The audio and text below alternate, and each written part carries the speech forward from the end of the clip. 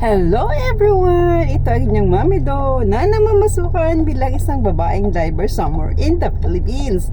Ayan mga mari, kagigising ko lang, hilamos lang ako mga mari, at saka nag-toothbrush at pumunta na kami din sa hospital. Kami mga mari ay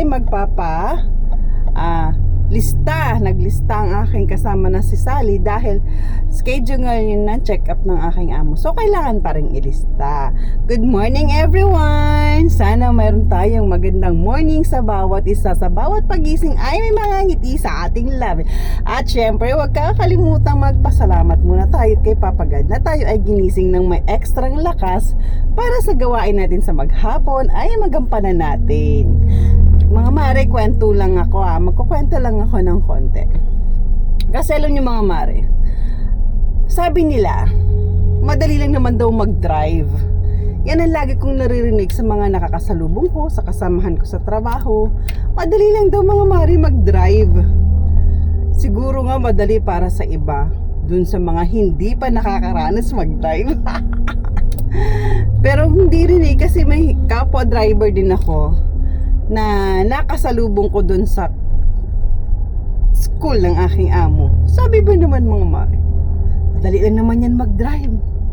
Pero napaka-unfair, no? Kasi lalaki mismo yung nagsabi na madali lang daw mag-drive. Pero based on my experience mga mare, kasi ganito, pag ang lalaki, ang tatay ng tahanan, ang driver, pag uwi yan mga mare, go! Ay nakapulang yan kung todo asikaso ang asawa. May paghubad pa ng sapatos at pagsuot ng tsinelas at may kape pa pag ang lalaki ang driver. Pero pag ang babae ang driver, madali lang daw mag-drive mga mare. Napaka-unfair, ano? Kasi pag ang babae ang driver, pagdating sa bahay, maglilinis pa yan, magluluto pa sa pamilya yan. O diba? Tulad ko, ilan ang driver ang napalitan ko, nasundan ko. Hindi tumagal dahil nahihirapan daw. Nahihirapan daw sa kanilang trabaho mga mare. Pero bakit pagdating sa akin, sasabihin na, madali lang yung mag-drive.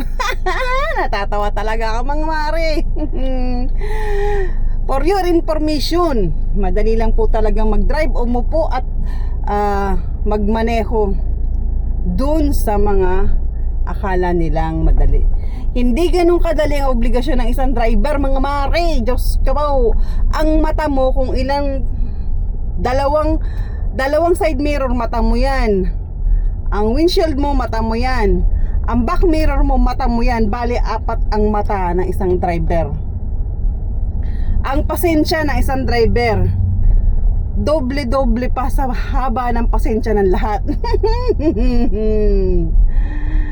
Ang sakit ng paa ng driver, lalo pag traffic mga mari, maniwala kayo. Kulang nilang pagbaba mga mari, nanginginig ang tuhod mo.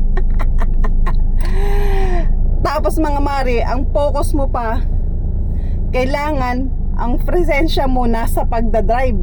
Yung hindi ka kailangan ma-distract sa lahat ng mga pwedeng makadistract sa'yo. Sa pasahero mo, sa kasalubong mo, sa kasabay mo. Nandyan pa yung mga barumbadong kapwa driver mo na kailangan pagpasensyahan mo. Diba? O siya mga mari, hanggang dito na lang. At nandito na ang kasama ko. Good morning everyone. Bye!